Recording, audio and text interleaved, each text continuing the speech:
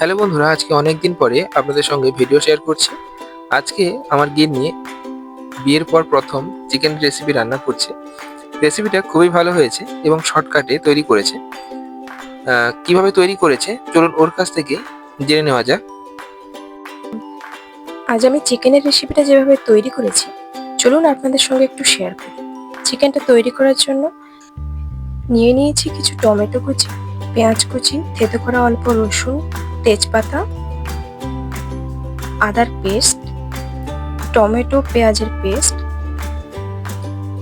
গুঁড়ো মশলা হিসেবে নিয়েছি কাশ্মীরি লঙ্কা, হলুদ, গুঁড়ো লঙ্কা, গরম মশলা, লবণ, পাঁচফোড়ন ও শুকনো লঙ্কা। তারপর আমি কিছু আলু কেটে রেখেছিলাম, যেটা ধুয়ে পরিষ্কার করে আমি তার মধ্যে কিছুক্ষণের জন্য লবণ মাখিয়ে রেখেছি।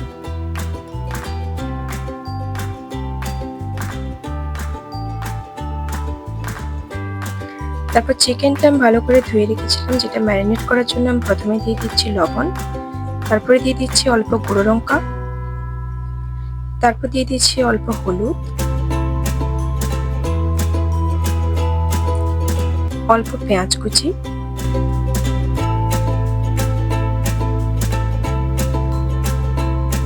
আদার পেস্ট,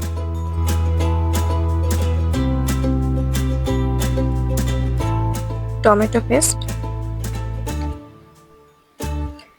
অল্প টমেটো কুচি,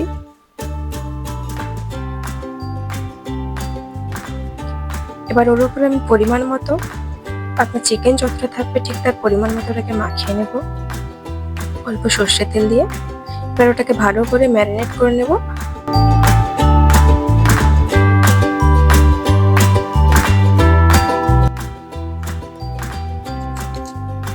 এরপর আমি অল্প তেল দিয়ে কড়াইতে আলুগুলোকে ভেজে নেব। ব্রাউন কালার এলে আলুগুলোকে আমি তুলে নেব। বেড়ে যাওয়া তেলের উপর আমি আর একটু চিকেনের পরিমাণের মতো তেল দিয়ে দিলাম, যাতে গরম হলে অল্প একটু পরিমাণ মতো চিনি দিয়ে দিলাম, যেটা ব্রাউন কালার এলে আমরা দিয়ে দিচ্ছি শুকনো লঙ্কা, পাঁচফোড়ন, গোটা গরম মশলা। এবার সবগুলো দিয়ে দেওয়ার পরে অল্প আঁচে একটু নাড়াচাড়া করে নেব। যখনই একটু কালারটা চেঞ্জ হয়ে আসবে, থেতো করে রাখা রসুনটা আমরা ফুটন্ত তেলে দিয়ে দেব, এবং রসুনটা যখন ব্রাউন কালার একটু চলে আসবে, তেজপাতা দিয়ে ওটাকে আবারও নাড়িয়ে নেব।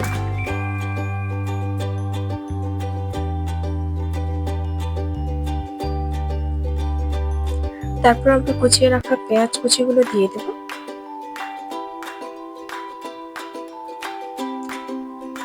পেঁয়াজগুলো নাড়াচাড়া করতে করতে যখন ব্রাউন কালার চলে আসবে,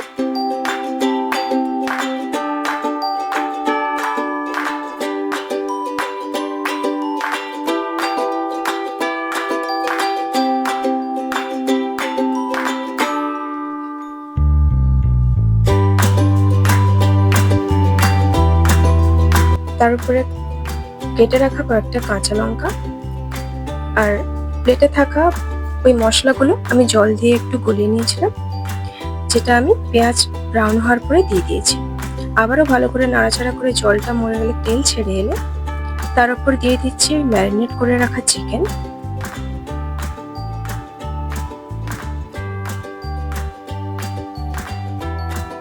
যেটাকে আমি ভালো করে নাড়াচাড়া করে নেব, যাতে চিকেনের গায়ে মশলাগুলো ভালো করে লাগে।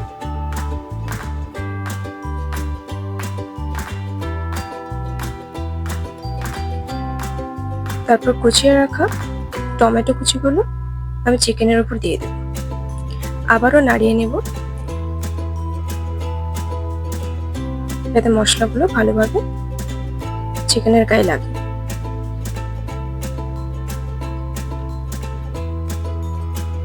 আমি কিন্তু চিকেনের উপরেই মশলাগুলো দিচ্ছি, তার উপরে দিয়ে দিলাম আদার পেস্ট, টমেটোর পেস্ট,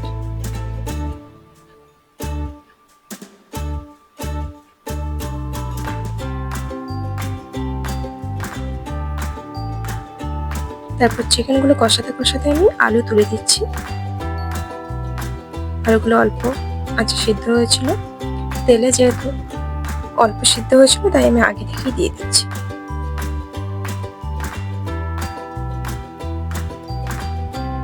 আবারও কষাতে কষাতে যখন তেলটা শুকিয়ে এসেছে, তেল ছেড়ে দিয়েছে, তার উপর আমি অল্প জল দিয়ে দিলাম চিকেনটা সিদ্ধ হওয়ার জন্য।